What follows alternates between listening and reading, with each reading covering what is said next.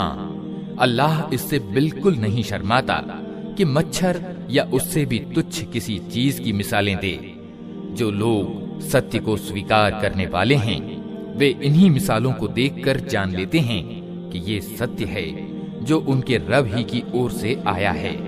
और जो मानने वाले नहीं हैं वे इन्हें सुनकर कहने लगते हैं कि ऐसी मिसालों से अल्लाह का क्या संबंध। इस प्रकार अल्लाह एक ही बात से बहुतों को गुमराही में डाल देता है और बहुतों को सीधा मार्ग दिखा देता है, और उससे गुमराही में वो उन्हीं को डालता है जो फासिक अर्थात अवज्ञाकारी हैं।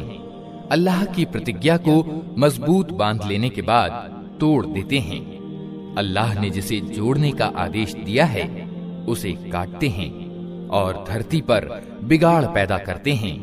वास्तव में यही लोग घाटे में हैं।